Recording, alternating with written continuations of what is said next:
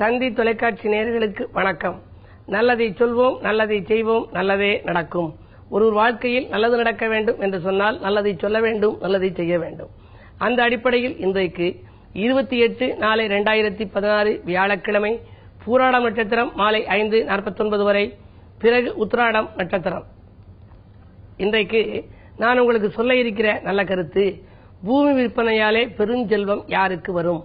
சிலர் real estate தொழிலில் அமோகமான வெற்றி பெற்று நிறைய செல்வந்தர்களாகிவிட்டார்கள். அவர்களும் சொத்துக்கு அதிபதியாகவும் இருக்கிறார்கள். சிலருக்கு ரியல் எஸ்டேட் தொழில் ஒத்து வர்றதில்லை. பூமி வாங்கி போட்டிருக்கேன் சார், இன்னும் விற்கலை அப்படிம்பாங்க. சில பேர் நாங்கள் வாங்கி இடத்த பிரிச்சிருக்கோம், இன்னும் அது மூவ் ஆகலை அப்படிம்பாங்க. இப்படி பூமி விற்பனையினாலே சிலருக்கு நன்மைகள் கிடைக்கிறது, சிலருக்கு விற்பனையாகாமல் தடையாக இருக்கிறது. இப்படி பூமி விற்பனையாலே பெரும் செல்வம் யாருக்கு வரும் அப்படின்னா, உங்களுடைய ஜாதகத்தை எடுத்து நீங்க பாருங்க.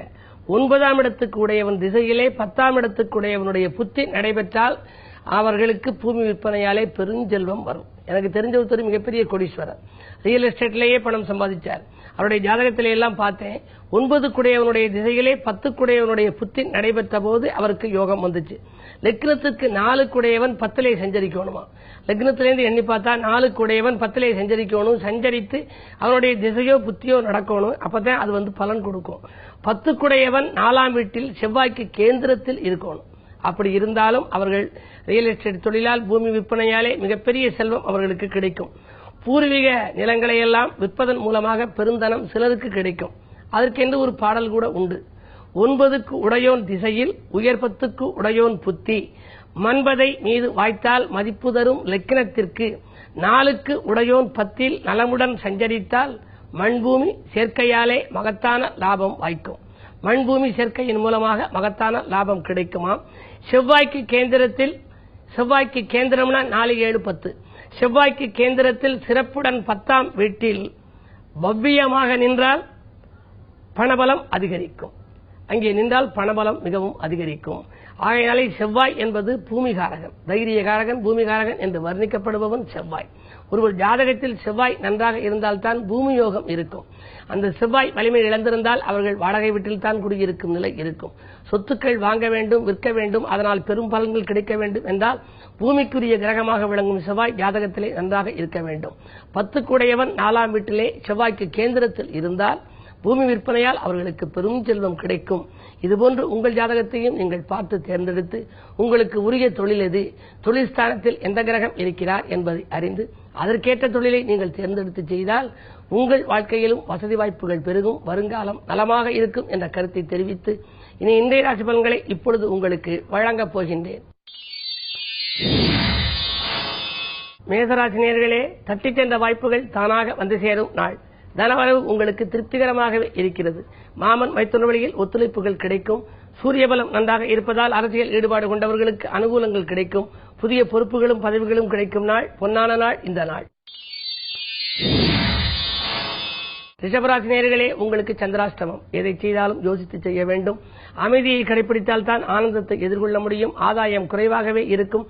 வரவு 1 மடங்கு வந்தால் செலவு 2 மடங்காகிறது என்று நினைப்பீர்கள். ஒரு சிலருக்கு கைமாற்று வாங்கும் சூழ்நிலை கூட உருவாகலாம். மருத்துவ செலவுகள் அதிகரிக்கும் நாள் இந்த நாள்.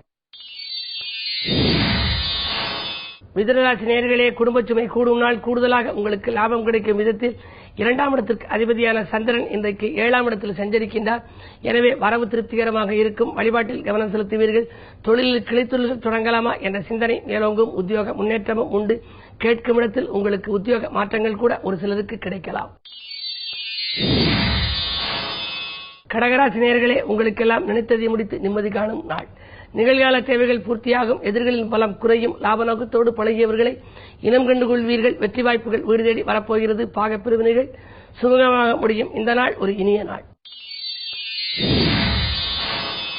சிம்மராசி நேயர்களே, விமர்சனங்களால் விரிசல்கள் ஏற்படும் நாள். அருகில் இருப்பவர்களை அனுசரித்துக் கொள்வது நல்லது. ஆதாயம் குறைவாகவே இருக்கும். விரயங்கள் கூடுதலாக இருக்கும். விஐபிக்களின் ஒத்துழைப்பு உங்களுக்கு கிடைப்பது அரிது. திடீர் இடமாற்றம், ஊர் மாற்றம், வீடு மாற்றங்கள் ஒரு சிலருக்கு வந்து சேரலாம். வரும் மாற்றங்களை உபயோகப்படுத்திக் கொள்வதுதான் நல்லது. கன்னிராசி நேயர்களே, உங்களுக்கெல்லாம் நல்ல காரியம் இல்லத்தில் நடைபெறும் நாள். மறைந்த புதனால் நிறைந்த தனலாபம் கிடைக்கும். மாற்றுக் கருத்துரையோர் மனம் மாறுவர். பொறுப்புகள் உங்களுக்கு கூடுதலாக வரப்போகிறது. வாகன மாற்று சிந்தனை மேலோங்கும். வீடு மாற்றங்கள் கூட ஒரு சிலருக்கு விரும்பும் விதத்தில் அமையும். ஆலய வழிபாடு ஆனந்தம் வழங்கும். துலாம் ராசி நேயர்களே, பணிகள் பாதியில் இருக்கிறது என்று கவலைப்படும் நாள். பல பணிகள் பாதியிலேயே நிற்கலாம். பரபரப்பாக நீங்கள் செயல்பட்டாலும் கூட எதையும் முடிக்க இயலாது. நேற்றைய பிரச்சனை இன்னும் முடியவில்லையே என்று நினைப்பீர்கள். புதிய ஒப்பந்தங்கள் வந்தாலும் கூட அதை உபயோகப்படுத்திக் கொள்ளவும் இயலாமல் போகலாம். கொடுத்த வாக்கையும் காப்பாற்ற இயலவில்லையே என்று கவலைப்படுவீர்கள். உடன்பிறப்புகளையும் உடன் இருப்பவர்களையும் அனுசரித்துக் கொள்ளுங்கள். ராகுவின் பார்வை உங்கள் ராசியில் பதிவதால் சோகங்கள் உங்களுக்கு அதிகரிக்கும் நாளாகவே இந்த நாள் இருக்கிறது. அதை மாற்ற கிழமையின் அடிப்படையில் குருவாரம் என்பதால் வியாழனுக்கு வியாழ பகவானை வழிபாடு செய்யுங்கள். குரு தட்சிணாமூர்த்தியை நீங்கள் வழிபடுவது நல்லது. தென்முக கடவுள் வழிபாடு நன்மைகளை வரவழைத்துக் கொடுக்கும். விருச்சிக ராசி நேயர்களே, உங்களுக்கெல்லாம் வருமானம் இருமடங்காக உயரும் நாள். வாழ்க்கை தேவைகள் பூர்த்தியாகும். எடுத்த காரியத்தை எளிதில் செய்து முடிப்பீர்கள். விஐபிக்கள் உங்கள் வீடு தேடி வந்து உங்களுக்கு உதவிக்கரம் நீட்டுவார்கள். பூமி சேர்க்கையும் உண்டு, பொருளாதார விருத்தியும் உண்டு. பாகப்பிரிவினைகள் சுமூகமாக முடியும். வாங்கல் கொடுக்கல்களில் இருந்த தடைகள் அகலும். வாகன மாற்றம் செய்ய முன் வருவீர்கள். இந்த நாள் உங்களுக்கு ஒரு பொன்னான நாள். தனுசு ராசி நேயர்களே, குருச்சந்திர யோகம் செயல்படும் என்று குழப்பங்கள் அகலும். குதூகலம் கூடும். தாராளமாக செலவிட்டு மகிழ்வீர்கள். தனவரவு திருப்திகரமாக இருக்கிறது. ஆடை ஆபரண சேர்க்கையும் உண்டு. ஆலய வழிபாட்டில் ஆர்வம் காட்டுவீர்கள். நினைத்த காரியத்தை நினைத்த நேரத்தில் செய்து முடிக்கும் நாள் இந்த நாள்.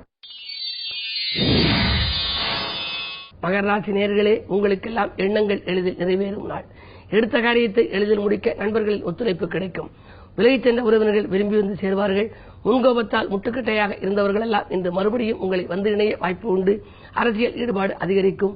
பொதுநலத்தில் இருப்பவர்களுக்கு திடீரென்று பொறுப்புகள் மாற்றப்படலாம். கும்பராசி நேயர்களே, குடியிருக்கும் வீட்டாலும் கூட இருப்பவர்களாலும் ஏற்பட்ட பிரச்சனை அகலும் நாள். ஆரோக்கிய தொல்லை விலகும். அதிகாரிகளால் உங்களுக்கு நன்மைகள் கிடைக்கலாம். இடமாற்ற சிந்தனைகள் மேலோங்கும். தொழில் முன்னேற்றம் உண்டு. தொகை வந்த மறுநிமிடமே செலவாகிறது என்று கவலைப்படுவீர்கள். சுப விரயங்கள் செய்ய உகந்த நாள் இந்த நாள். மீனராசி நேயர்களே, திடீர் பயணம் தித்திக்கவும் வைக்கும், திகைக்கவும் வைக்கும் நாள் இந்த நாள். செல்வநிலை ஒருபடி உயர்ந்தாலும் கூட விரயங்களும் அதிகரிக்கும். உடல்நலம் சீராவதில் சில சிக்கல்கள் ஏற்படலாம். வீடு வாங்க விற்க எடுத்த முயற்சிகளில் தடை உண்டு. 6ஆம் இடத்திலே குரு வக்ர இயக்கத்தில் இருப்பதால் உத்தியோகத்தில் மட்டும் எந்த பாதிப்புகளும் ஏற்படாது. உடன் இருப்பவர்கள் உங்களுக்கு உபத்திரவங்களை செய்தாலும் அதனால் உங்களுக்கு எந்த கெடுபலன்களும் ஏற்படாது. 2லே புதன் இருப்பதால் வருமானம் திருப்திகரமாகவே இருக்கும். வாழ்க்கை தேவைகள் கடைசி நேரத்தில் பூர்த்தியாகிவிடும். மேலும் விவரங்கள் அறிய தினத்தந்தி படியுங்கள்.